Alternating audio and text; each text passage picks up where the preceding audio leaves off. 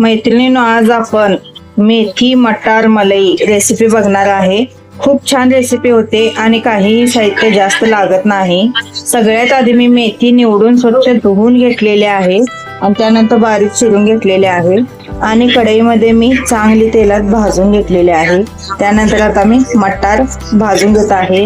हे मटार ताजेच आहे. मटारच्या ज्या शेंगा येतात बघा, त्या सोलून मी मटार काढून घेतलेले होते.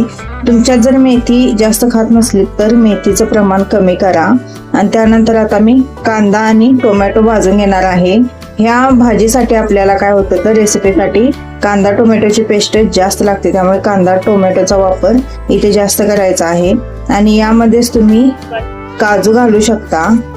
मी सर्व जिन्नस तेलामध्ये भाजून घेतलेले आहेत. इथे तुम्ही बटरचा वापर करू शकता. बटर वापरल्यामुळे भाजीला आणखीनच चांगली टेस्ट येते.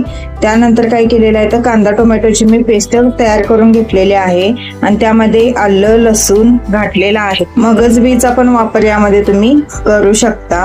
आणि त्यानंतर कढईमध्ये तेल घालून त्यात जिरं मोहरी घातलेले आहेत आणि आपला जो मी मिक्सरला जी पेस्ट तयार करून घेतलेली होती ती घालून तेलात चांगली भाजून घेणार आहे. मसाला आपण तेलात चांगला भाजायचा.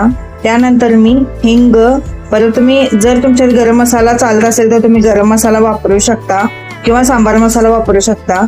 त्यानंतर घरचं लाल तिखट आणि हळद घालून मी चांगले तेलात परतून घेतलेला आहे. आणि या रेसिपीसाठी सगळ्यात महत्वाचा पॉइंट म्हणजे मलाई.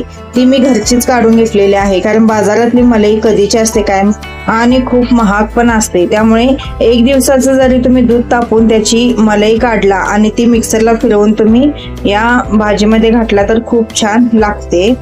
त्यानंतर मी मलाई घालून हलवून घेतलेला आहे. चांगलं मलाई तेलामध्ये आणि मसाल्यामध्ये एकजीव होऊन दिलेला आहे. आणि नंतर मटार आणि पालक जे भाजून घेतलेले होते ते त्या ग्रेव्हीमध्ये मिक्स करून घेतलेलं आहे.